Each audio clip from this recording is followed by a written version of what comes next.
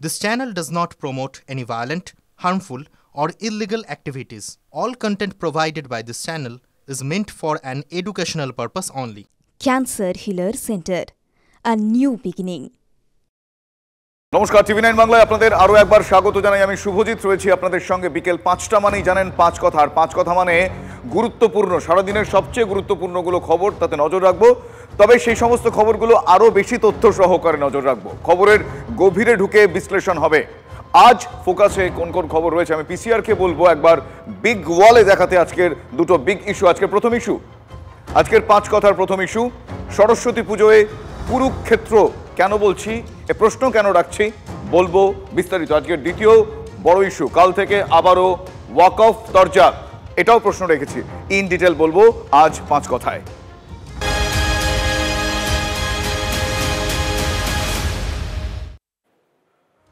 বাংলা জুড়ে বাগদেবীর আরাধনা চলছে।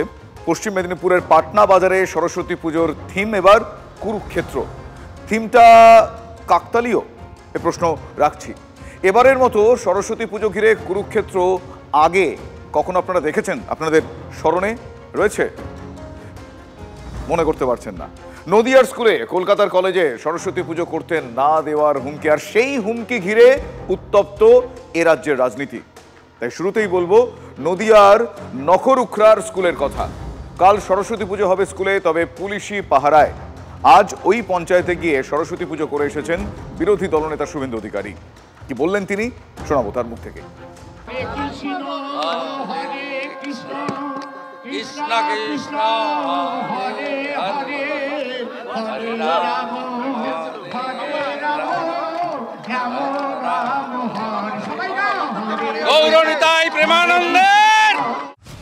নদিয়ার নগরুখরায় স্কুলে সরস্বতী পুজো করতে না দেওয়ার হুমকি দিয়েছিলেন তৃণমূল নেতা আলিমুদ্দিন মণ্ডল। টিচার ইনচার্জকে ২৪ ঘন্টার মধ্যে বদলি করে দেওয়ার থ্রেটও দিয়েছিলেন তৃণমূলের বুথ সভাপতি।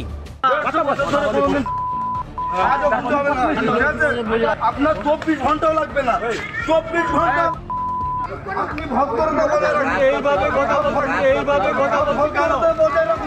আমি কি রবিবার নগরুখরার সেই গ্রাম পঞ্চায়েতে গিয়ে সরস্বতী পুজো করে এলেন বিরোধী দলনেতা শুভেন্দু অধিকারী। সঙ্গে ছিলেন স্থানীয় বিধায়ক অসীম সরকার। শক্তি প্রদর্শন, বললেন বিরোধী দলনেতা।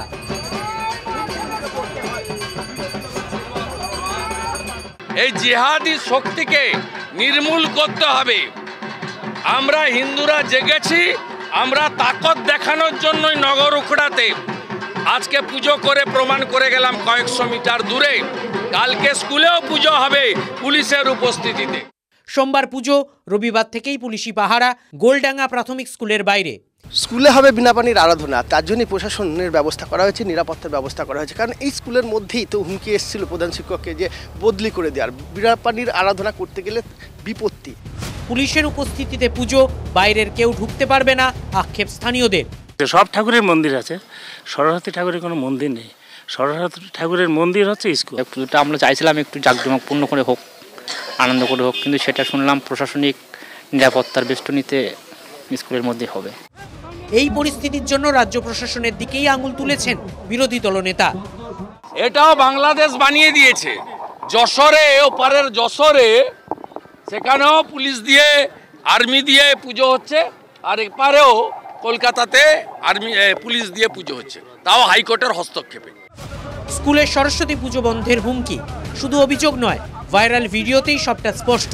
এমন হাতিয়ার হাতে পেয়ে হরিণঘাটা বিধানসভায় দাঁড়িয়ে ২৬-এর প্রচার খানিকটা সেরে এসেছেন বিরোধী দলনেতা। ৩৯% হিন্দু ভোট দিয়েছে। আমি আর পশ্চিমবাংলার আর ৫-৬% হিন্দুকে বলবো যে দয়া করুন, বাড়ি থেকে বেরিয়ে এসে ভোটটা করুন।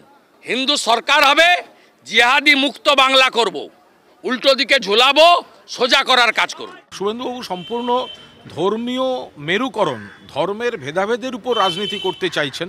তারা বুঝে গেছেন যে উন্নয়নের রাজনীতিতে বিজেপি বাংলায় রিজেক্টেড, আর হিন্দু মানেই বিজেপিকে ভোট দেবে, এটা আপনারা ভাবলেন কি করে? হিন্দু রাষ্ট্রের সওয়ালও করেছেন বিরোধী দলনেতা। হিন্দু রাষ্ট্র ঘোষণা করা উচিত এবং সনাতন বোর্ড ইমিডিয়েট তৈরি হওয়া উচিত।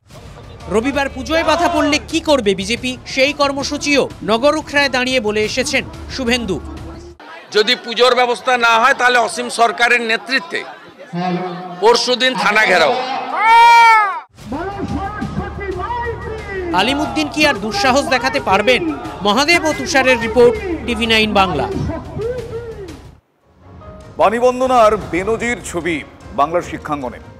হাইকোর্টের নির্দেশে পুলিশি নিরাপত্তা সত্ত্বেও সরস্বতী পুজোর দিনই যোগেশচন্দ্র ল কলেজের পড়ুয়াদের ধর্ষণ, বাঁশপেটা করার হুমকির অভিযোগ তৃণমূলের ছাত্রনেতা সাব্বির আলীর বিরুদ্ধে। শিক্ষামন্ত্রী ক্যাম্পাসে পৌঁছতেই ক্ষোভে ফেটে পড়লেন পড়ুয়ারা। ক্যাম্পাসে উই ওয়ান্ট জাস্টিস স্লোগান উঠল। আমরা কলেজে নিরাপদ নই, কান্নায় ভেঙে পড়লেন যোগেশচন্দ্র চৌধুরী ল কলেজের এক ছাত্রী।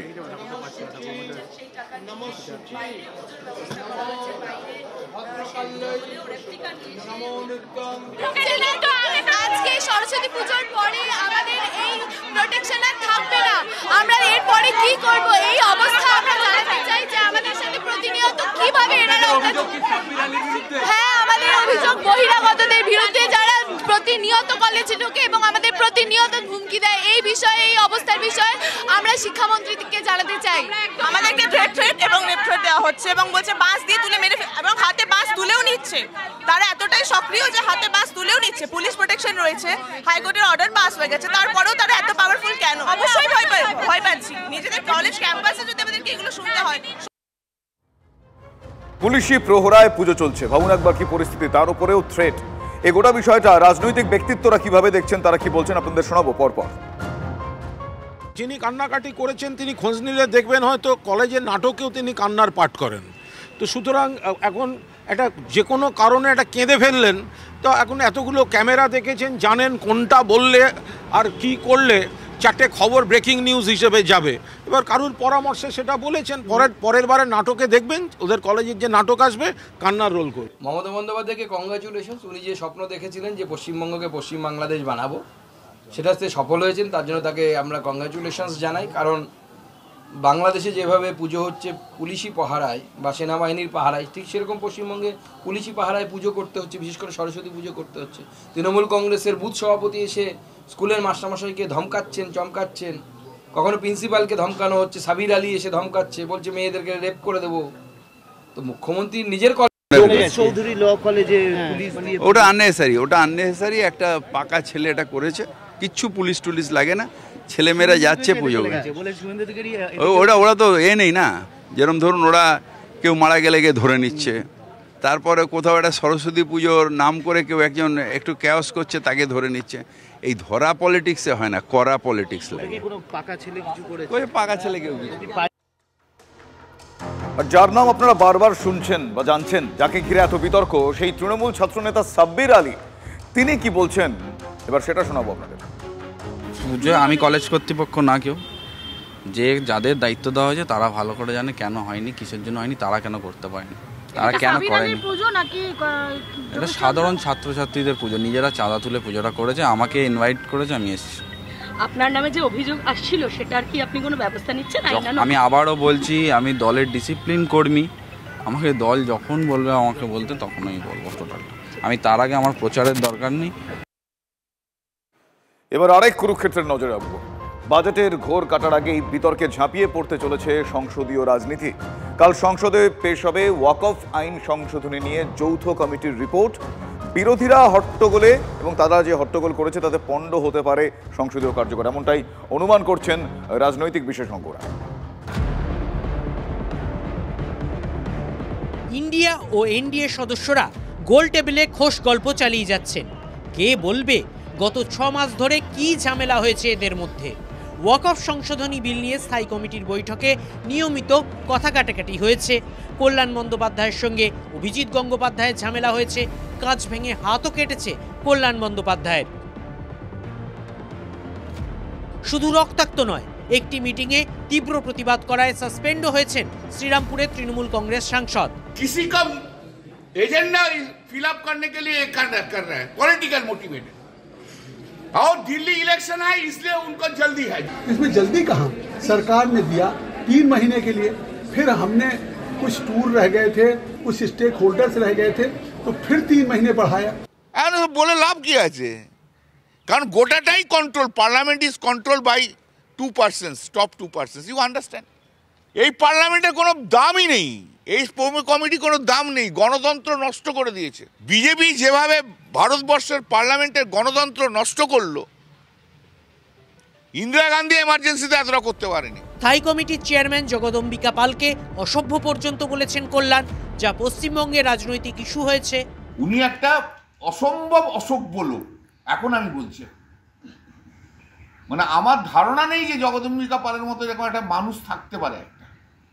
আর একটা মন্ত্রিত্ব পাওয়ার জন্য ও সমস্ত গণতান্ত্রিক পদ্ধতি, পার্লামেন্টারি ডেমোক্রেসির রুলস সমস্তগুলোকে একদম মানে ওটিয়ে দিল। কল্যাণবাবু সংসদীয় গণতন্ত্রের ক্ষেত্রে একজন লজ্জা। ওনার সংসদের ভেতরে এবং বাইরের আচরণ নিশ্চিতভাবে আজকের দিনে দাঁড়িয়ে সংসদীয় রাজনীতির সাথে বেমানান। আমি কল্যাণ বন্দ্যোপাধ্যায়ের ভাষায় কথা বলবো না, কিন্তু এইটুকু বলতে পারি আমরা আশা করব অবশ্যই স্পিকার বা রাজ্যসভার চেয়ারম্যান তারা নিরপেক্ষতা বজায় রাখবেন। ভারতবর্ষে প্রথম একটা জেপিসি হচ্ছে যে জেপিসির বিরোধিতা করে 5 কোটি দরখাস্ত জমা পড়েছে। তাহলে প্রকৃত বিরোধীদের সংখ্যা কত হিসাব করে নিন। মিটিংয়ে বসে চেয়ারম্যান যেমন অপদার্থ, কাকে কাকে সাসপেন্ড করছে পারে না বেআইনি, তেমন মিমিক্রি করাটা একটা রাজনীতির নেতার কাজ হতে পারে না। ওটা তৃণমূলের পক্ষে সম্ভব। কল্যাণ ব্যানার্জি ওই কারণেই এমপি। এত ঝগড়াঝাঁটিতেও স্থায়ী কমিটির কাজের গতি 1 সেকেন্ডও কমেনি। 6 মাসের সময়সীমার মধ্যেই পর্যালোচনা শেষ হয়েছে। 14টি সংশোধনী এনডিএ জোটের তরফ থেকে এসেছিল, সেগুলো ভোটাভুটিতে পাশ হয়ে গিয়েছে। বিরোধীদের সংশোধনীগুলি সংখ্যাগরিষ্ঠতার যুদ্ধে হেরে গিয়েছে। তবে বৈঠক শেষে কল্যাণ বন্দ্যোপাধ্যায়ের বডি ল্যাঙ্গুয়েজে আশ্চর্যজনকভাবে সংসদীয় সৌজন্য। নিজেই সোশ্যাল মিডিয়ায় মিষ্টি মুহূর্ত শেয়ার করেছেন।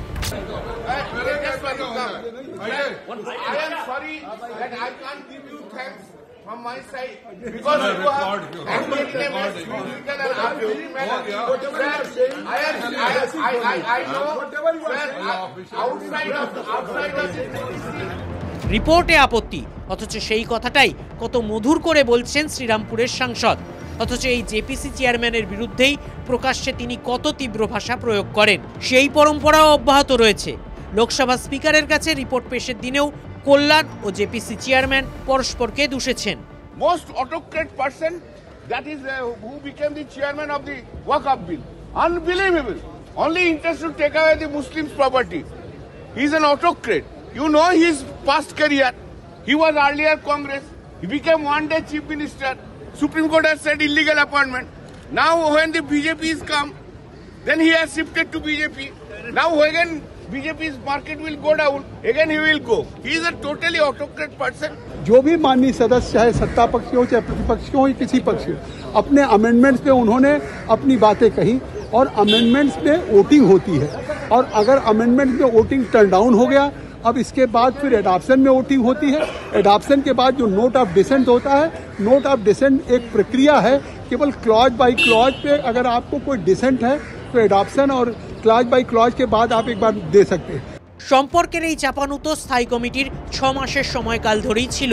তবে শেষ বেলায় সাংসদদের গোল টেবিল আড্ডা আশ্বস্ত করল, ওয়াকফ সংশোধনী বিল নিয়ে মতান্তর থাকলেও মনান্তর নেই। এই পরিবেশই দেশ জুড়ে থাকুক। Bureau report, TV9 Bangla. Cancer Healer Center, a new beginning.